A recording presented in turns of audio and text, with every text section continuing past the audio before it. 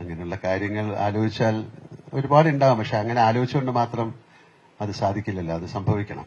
അപ്പൊ അങ്ങനത്തെ റോളുകൾക്ക് വേണ്ടിയിട്ടുള്ള ആഗ്രഹങ്ങളില്ല. നല്ല സിനിമ ചെയ്യണം, നല്ല ആൾക്കാരുമായിട്ട് സഹകരിക്കണം എന്നുള്ള ആഗ്രഹമുണ്ട്. അപ്പൊ അത് സംഭവിക്കട്ടെ. അതിന് വേണ്ടിയിട്ട് ഞങ്ങൾക്ക് പ്രൊഡക്ഷൻ ഉണ്ട്. അതുകൊണ്ട് ഞങ്ങൾക്കൊരു വലിയ സിനിമ, ഇഷ്ടമുള്ള സിനിമ എടുക്കാൻ പറ്റില്ല. അതൊരു കൂട്ടായ്മയാണ്. ഒരാളുടെ ഒരു ബുദ്ധിയിൽ നിന്നുണ്ടായി, അതൊരു പേനാത്തുമ്പിലൂടെ പേപ്പറിലായി ഒരുപാട് പ്രോസസ്സാണ്. അപ്പൊ അതാണ് ഞാനൊരു ഗ്രാറ്റിറ്റ്യൂഡ് എന്ന് പറയുന്നത്. ആ ഒരു നന്ദി നമ്മുടെ പ്രൊഫഷനോട് കാണിച്ചാൽ തീർച്ചയായിട്ടും അതൊരു ആക്ടറെ സംബന്ധിച്ചിടത്തോളം നല്ല റോള് കിട്ടുക എന്ന് പറയുന്ന ഒരു ഭാഗ്യമാണ്. അപ്പൊ എന്നെ സംബന്ധിച്ചിടത്തോളം അങ്ങനെ ഒരുപാട് ഭാഗ്യങ്ങളുണ്ട്. ഇപ്പം ഒരുപക്ഷെ ഇന്ത്യയിലെ ഏറ്റവും വലിയ നടന്മാരോട് അഭിനയിക്കാൻ സാധിച്ച വളരെ അപൂർവം പേരിൽ ഒരാളാണ് ഞാൻ.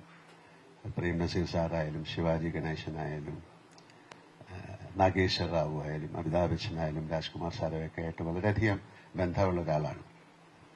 ഇപ്പത്തിക്കുറിശി സാറ്, SP പിള്ള സാറ്, അങ്ങനെയൊക്കെ വളരെ അടൂർ ഭാഷ സാർ, അങ്ങനെ ഒരുപാട് ഗുരു കാരണവന്മാരുടെ സ്നേഹവും ഒരു ഗുരുത്വവും ഉള്ള ഒരാളായിട്ടാണ് ഞാൻ വിശ്വസിക്കുന്നത്. അപ്പൊ അവരുടെയൊക്കെ ഒരു ബ്ലെസ്സിങ്സ് ഇതിന്റെ പുറകിലുണ്ടെന്ന് ഞാൻ വിശ്വസിക്കുന്നു. അതുപോലെ തന്നെയാണ് ഡയറക്ടേഴ്സും, അതുപോലെ തന്നെയാണ് എന്റെ കൊളീഗ്സും.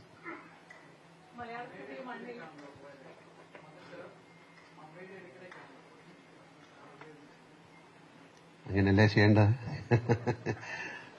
അമ്മയുടെ അടുത്ത് പോയി കാര്യം അത് കാണാൻ അമ്മയ്ക്ക് ഭാഗ്യമുണ്ടായി, അത് അമ്മയെ കാണാൻ എനിക്കും ഭാഗ്യമുണ്ടായി. എൻ്റെ അമ്മ സുഖമില്ലാതിരിക്കുന്ന അമ്മയാണ്. പക്ഷെ അമ്മ അത് മനസ്സിലാക്കി അമ്മ എന്നെ അനുഗ്രഹിച്ചു. ഞാൻ പറഞ്ഞു അമ്മയ്ക്ക് എല്ലാം മനസ്സിലാകും, സംസാരിക്കാൻ കുറച്ച് അത് മനസ്സിലാക്കി അമ്മ എന്നെ അനുഗ്രഹിച്ചു. ഞാൻ പറഞ്ഞു അമ്മയ്ക്ക് എല്ലാം മനസ്സിലാകും, സംസാരിക്കാൻ കുറച്ചൊരു സ്ലറുണ്ട്, പക്ഷെ എനിക്ക് മനസ്സിലാകും. അപ്പം എന്തായാലും അമ്മയുടെ ഒരു അനുഗ്രഹം എൻ്റെ പുറകെ ഞാൻ എൻ്റെ മാതാപിതാക്കളെ അതാണ് ഞാൻ പറഞ്ഞത്, അവരെ തീർച്ചയായിട്ടും ഓർക്കുന്നു. എൻ്റെ കുടുംബം എന്ന് പറഞ്ഞാൽ അതുകൊണ്ടാണ്. അമ്മയുടെ അനുഗ്രഹം എനിക്ക് മാത്രമല്ല നിങ്ങൾ എല്ലാവർക്കും ഉള്ള കാര്യം തന്നെയാണ്. അപ്പം അമ്മയുടെ അനുഗ്രഹം വാങ്ങിച്ചിട്ടാണ് ഇങ്ങോട്ട് വന്നത്.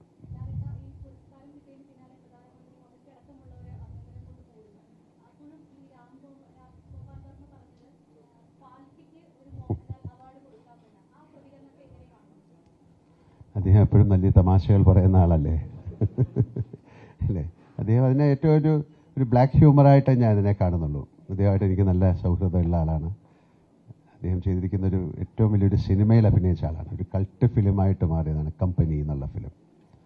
അപ്പോൾ അന്ന് മുതൽ അദ്ദേഹം അത്രയും ഒരു ബ്ലാക്ക് ഹ്യൂമറിൻ്റെ ആളാണ്. അപ്പോൾ എല്ലാവരും പറയുന്നതെന്ന് വ്യത്യസ്തമായിട്ട് രാം ഗോപാൽ വർമ്മ ചിന്തിച്ചു പറഞ്ഞു എന്നേ ഉള്ളൂ. അദ്ദേഹം അത് വളരെ സീരിയസ് ആയിട്ടൊന്നും മീൻ ചെയ്തതായിട്ട് ഞാൻ വിചാരിക്കുന്നില്ല.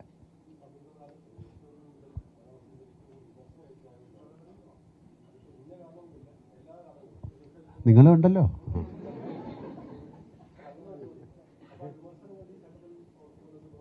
അതൊക്കെ വിമർശനങ്ങൾ ആ സമയമല്ലേ. ഞാൻ ഇതെല്ലാം എൻ്റെ തോളത്ത് ഏറ്റി നടക്കുന്ന ഒരാളല്ല. അത് ആ സമയം കഴിഞ്ഞു. എല്ലാത്തിനും അതിൻ്റെതായ ഒരു സമയമില്ലേ ദാസ എന്ന് പറയുന്നത്. ഇപ്പം അതൊക്കെ മറക്കൂ. ഇപ്പം ഈ പ്രസൻറ്റിൽ ഏറ്റവും നല്ല സന്തോഷത്തിൻ്റെ സമയമാണല്ലോ. അപ്പോൾ ആ പുറകിലേക്ക് എന്തിനാ ചിന്തിക്കുന്നത്? നമുക്ക് മുന്നോട്ട് പറയുന്നത്. ഞാൻ ഈ നിമിഷത്തെക്കുറിച്ച് ഞാൻ ആലോചിക്കുന്നത്. ഈ നിമിഷം ഏറ്റവും മനോഹരമായിട്ട് നിങ്ങൾ ചോദിക്കുന്ന ചോദ്യങ്ങൾക്ക് ഉത്തരം പറഞ്ഞുകൊണ്ടിരിക്കുകയാണ്. അല്ലാതെ പുറകിലേക്ക് നമ്മൾ എന്തിനാ ചിന്തിക്കുന്നത്? എല്ലാം കഴിഞ്ഞു പോയ കാര്യമാണല്ലോ. അപ്പം നാളെ കുറിച്ചും ചിന്തിക്കാൻ പാടില്ല. പക്ഷേ നാളെക്കുറിച്ച് ചിന്തിക്കണം. നാളെ എത്ര മണിക്കാണ് എൻ്റെ ഫ്ലൈറ്റ്?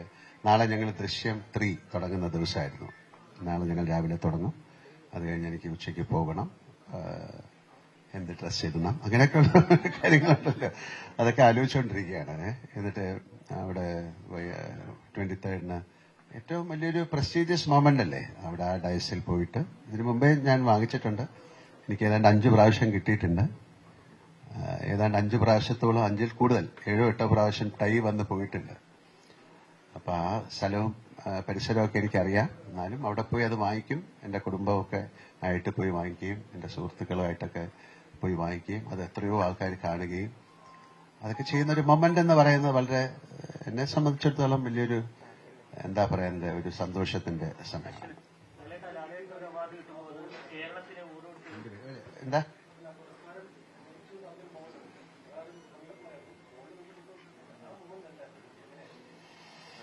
എപ്പോഴും അങ്ങനെയുള്ളൊരു കാര്യം വരുമ്പോൾ നമുക്ക് ആദ്യം അത് വിശ്വസിക്കാൻ പറ്റില്ലല്ലോ. എന്നെ പ്രൈം മിനിസ്റ്റർ ഓഫീസിൽ നിന്നാണ് വിളിക്കുന്നത്.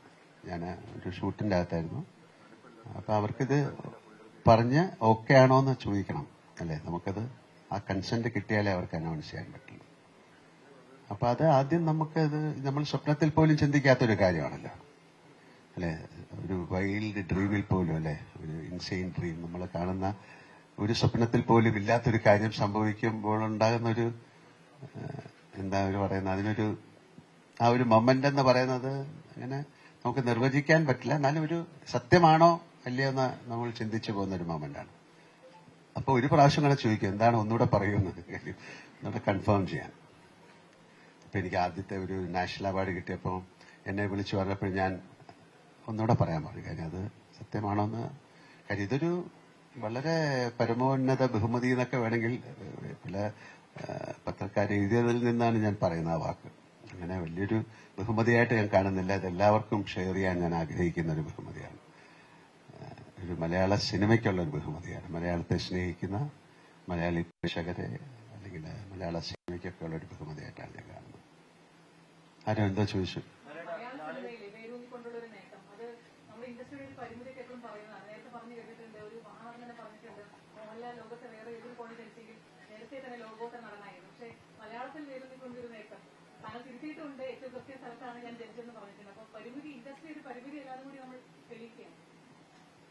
അങ്ങനെ പരിമിതികളൊന്നും ഇല്ലല്ലോ. സിനിമയ്ക്ക് ഒരുപാട് ഓപ്പണിംഗ് ആണല്ലോ ഇപ്പം.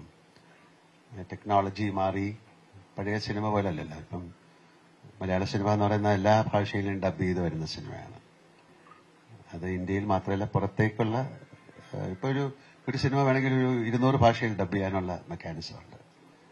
അപ്പം ആ ഒരു ഗേറ്റ് ക്രാഷ് ആയിരുന്നു ഒരു പീരിയഡ്. അതൊക്കെ മാറി ഇപ്പം സിനിമ എന്ന് പറയുന്നത് പാൻ ഇന്ത്യൻ എന്നുള്ളൊരു കോൺസെപ്റ്റിൽ വന്നു.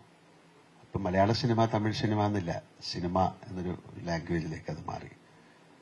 അതുകൊണ്ട് അത്തരം പരിമിതികൾ മലയാള സിനിമയ്ക്കില്ല. പക്ഷെ നമ്മുടെ കോണ്ടന്റ് വൈസ് ഒക്കെ വളരെ ശക്തമായ പ്രമേയങ്ങളുള്ളൊരു സിനിമ ഇൻഡസ്ട്രി ആയിട്ട് ഇപ്പോഴാണ് മലയാളത്തിനെ കാണുന്നത്. അതിൻ്റെതായ ഒരു സന്തോഷമുണ്ട്.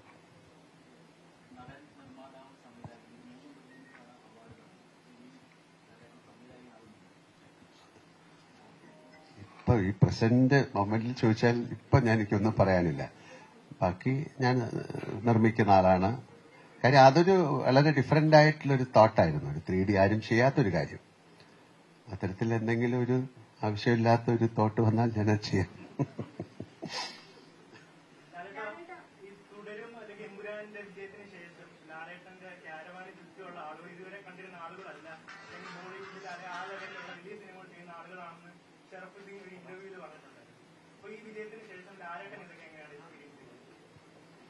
ഷറഫുദ്ദീനെ ഞാൻ അതിന്റെ അടുത്തൊന്നും കണ്ടില്ല. അങ്ങനെയല്ല, എപ്പോഴും അങ്ങനെയാണല്ലോ. വിജയം എന്ന് പറയുമ്പോൾ ഒരു സക്സസ്ഫുൾ ആയി മാറുമ്പോഴാണല്ലോ ഒരുപാട് അതിലേക്ക് ബാക്കി ആൾക്കാർ ഓടിയെത്തുന്നത്.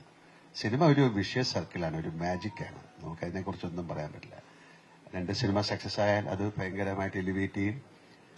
ഒരു സിനിമ മോശമായാൽ അത് വീണ്ടും താഴേക്ക് വരും. അതൊരു പ്രത്യേക ഒരു സൈക്കിളാണ്. അപ്പൊ അതിന്റെ അകത്ത് 48 വർഷം നിൽക്കുക എന്ന് പറയുന്നത് ഒരു വലിയ സർക്കസാണ് അല്ലെ.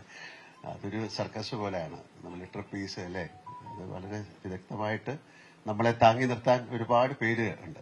നമ്മുടെ കൂടെ സഞ്ചരിക്കുന്ന ഒരുപാട് പേരുണ്ട്. അതുകൊണ്ടാണ് നല്ല സിനിമകൾ ഉണ്ടാകണം എന്ന് പറയുന്നത് ഒരു ആർട്ടിസ്റ്റിന്. അപ്പൊ അങ്ങനെ തുടരും.